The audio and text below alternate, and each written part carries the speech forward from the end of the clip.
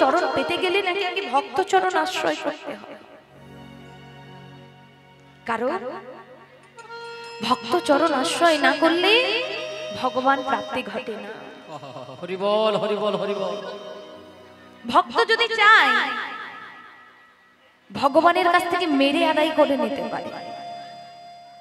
কেন না? ভগবান মন থেকে ভক্তকে না চাইলেও ভক্ত কিন্তু সদা সর্বদা ভগবানকে মন থেকেই চায়। তাই বলছে ভগবানকে যদি পেতে চাও তাহলে আগে তোমাকে ভক্ত সঙ্গ করতে হবে, ভক্তকে আশ্রয় করতে হবে।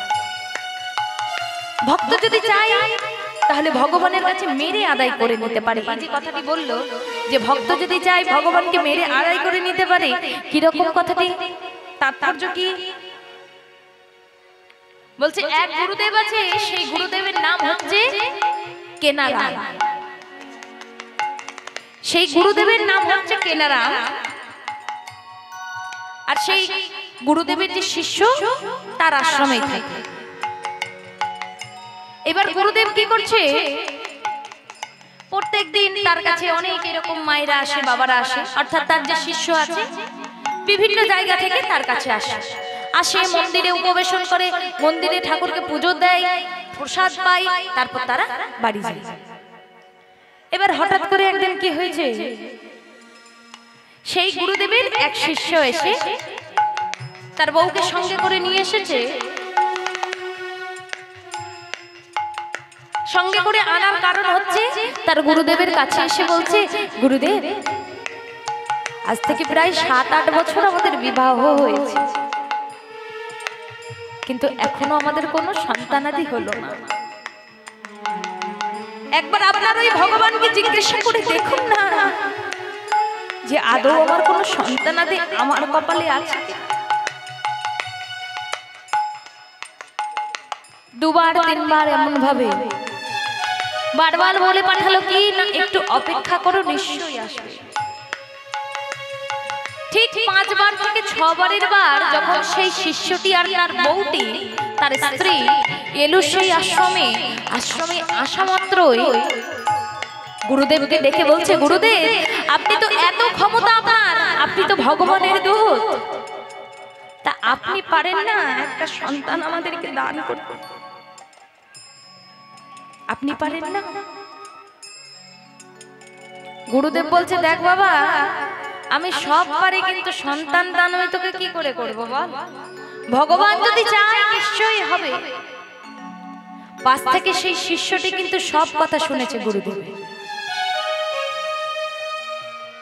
এইবার সেই শিষ্যটি আর তার ওই বউটি যখন হেঁটে হেঁটে যাচ্ছে, তাদেরকে ডেকে গুরুদেবের ওই যে শিষ্য কেনারাম, তাকে ডেকে বলছে, এই যে ও ভাই, অনেকদিন থেকে দেখছি আশ্রমে যাতায়াত করছো, অনেকদিন থেকে দেখছি, কি ব্যাপার? বলছে, আর বলবেন না, পোড়া কপাল, সবার কপালে কি সুখ সয়? এই জগতে সবকিছু সবার জন্য না। সমাজের লোক, নিজের আপনজন মাঝে মাঝে চোখে আঙুল দিয়ে দেখিয়ে দেয় যে তোমার জন্য কোনটা আর তোমার জন্য কোনটা নয়। মানে কেমন দুঃখ করছো কেন, কি হয়েছে? বলছে, আর বলো না, আজ 7 থেকে 8 বছর বিবাহ হয়েছে, আমাদের কোনো সন্তানাদি ভগবান দেয়নি।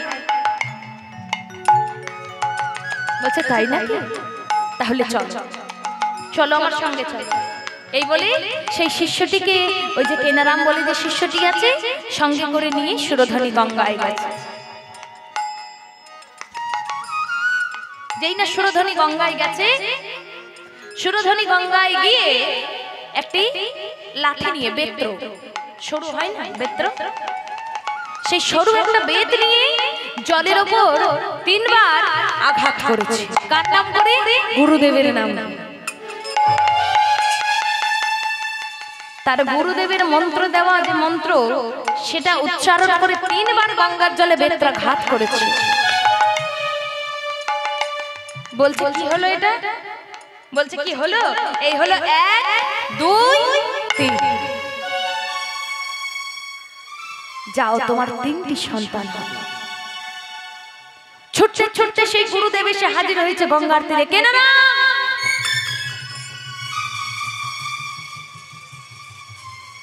এ তুমি কি করো?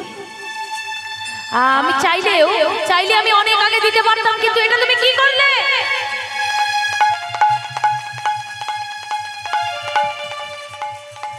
সেটাও তো ঠিক। ও গুরুদেব, এই আপনার শিষ্যটি অনেক দিন ধরে আপনার সাথে যাতায়াত করছে, আপনার কাছে আসছে, আপনার আশীর্বাদে তারা সন্তান পেলেও পেতে পারত, কিন্তু আপনি কি করলেন? তাদেরকে কোনো সন্তান আশীর্বাদ করলেন না। তাই কি করলাম জানেন? ভালোই ভালোই তো দিলেন না, তাই জলের মধ্যে একটু মেরে আদায় করে নিলাম। গুরুদেবের পেছন ফিরে যেই না দেখতে গেছে, দেখছে গুরুদেবের এই পৃষ্ঠদেশে পিঠে 3টি বেত্রাঘাতের চিহ্ন।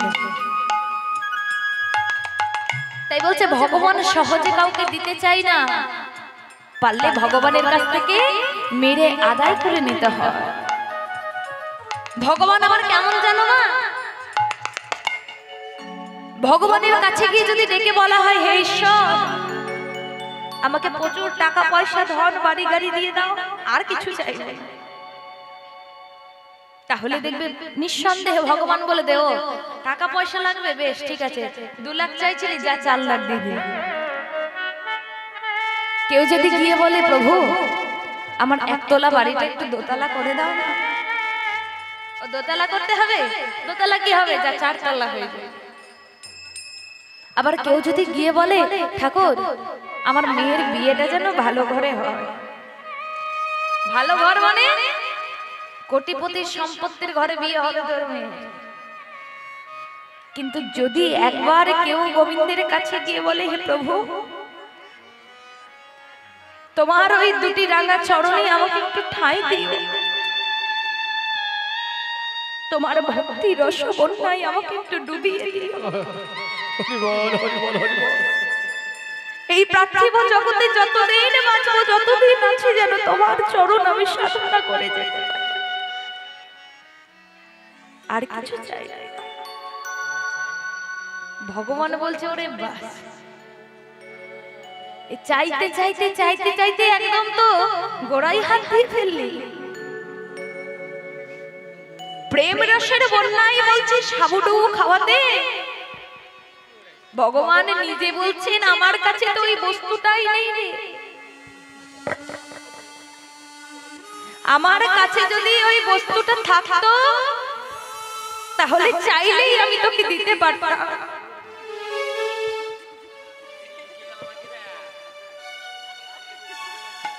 আমি চাইলেই সেটা দিতে পারতাম।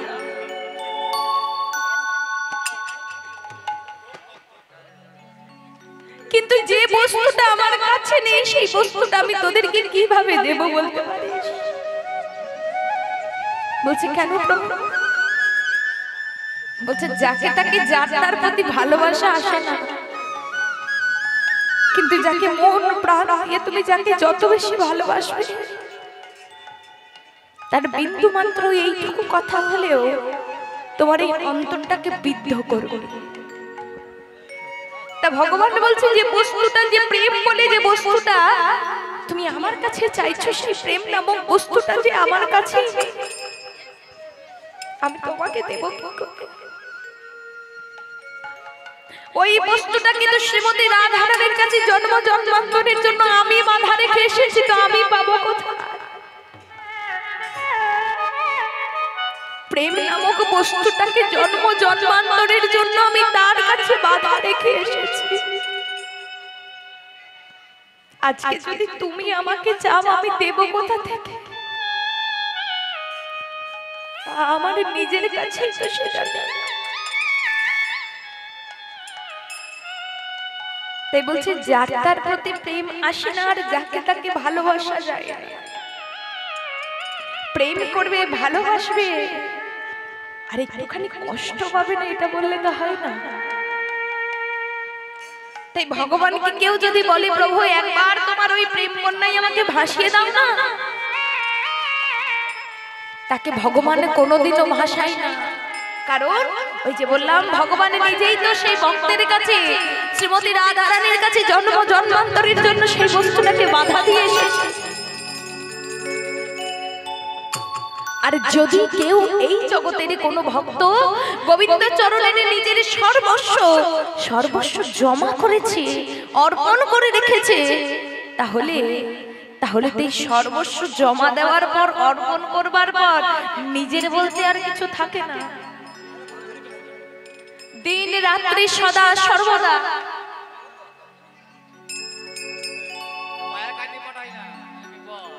দিন রাত্রি সদা সর্বদা শুধু হা কৃষ্ণ, প্রাণ কৃষ্ণ কৃষ্ণ বলে তোমাকে কাঁদতে হবে, আর কিছু পাবে না, আর কিছু পাবে না।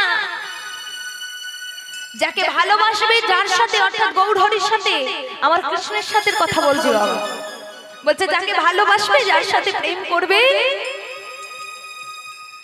যদি হৃদয় থেকে করে থাকো, তাহলে তার এই ছোট্ট ছোট্ট কথা তোমার অন্তর্বিদ্ধ করবে। সেটাকে নিয়ে তোমার সকাল, দিন, রাত, দুপুর, দিবা রাত্রি এক করে ভেবে ভেবে তোমার দিন শেষ। আর সেই দিন তুমি বুঝতে পারবে যে তোমার মাঝে নবদিদা ভক্তির জাগরণ ঘটেছে। বলছে নবদিদা ভক্তির যে জাগরণ ঘটেছে, তুমি বুঝবেটা কি করে? বুঝবে কি করে যে তোমার মধ্যে নবদিদা ভক্তির জাগরণ ঘটেছে? বলছে তাকে ভালোবেসে, তার প্রতি প্রেম নিবেদন করে যখন নিজের সর্বস্ব তুমি তাকে উজাড় করে দেবে না, তখন তুমি কি বলবে জানো? কি বলবে? যা কিছু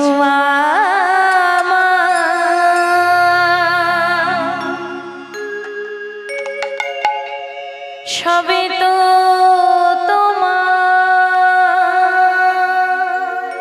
যা কিছু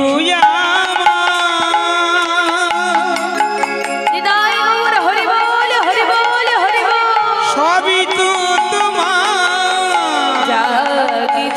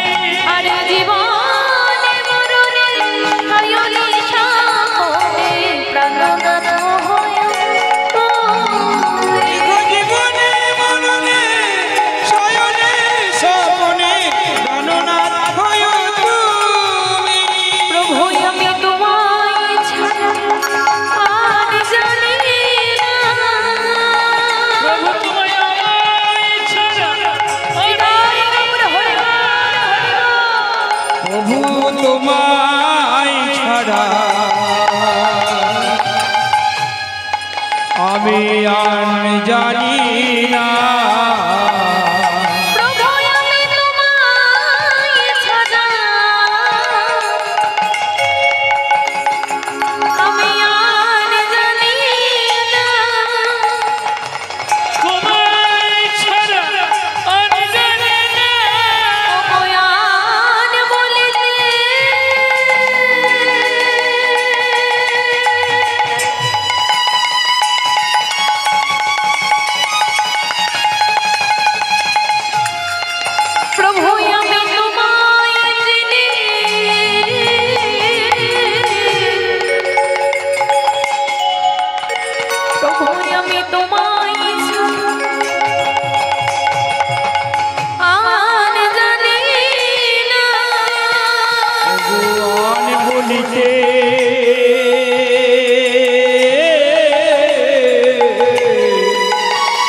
আমি তোমায় চিনি,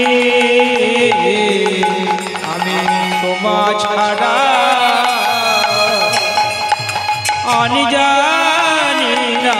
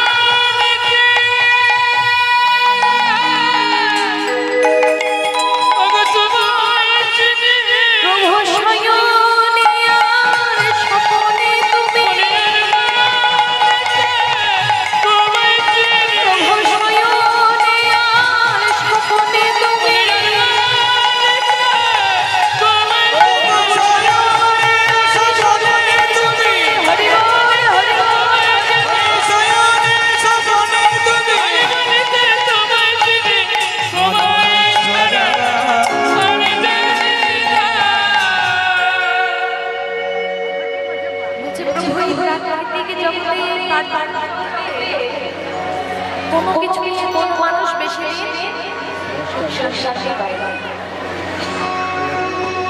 কারণ আমাদের মানুষের নিয়ম কি বলো তো, যে জিনিসটা পাই না সেই জিনিসটার মূল্য আর গুরুত্বটা বেশি থাকে, আর যেটা পাওয়া হয়ে যায়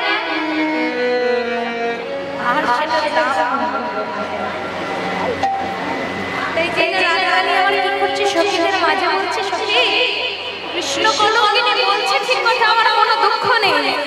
দুঃখটা হলো আজকে আমার কি জানিস না, সকাল থেকে আমার বধূর মুখখানি আমি একবার দর্শন করতে পারি।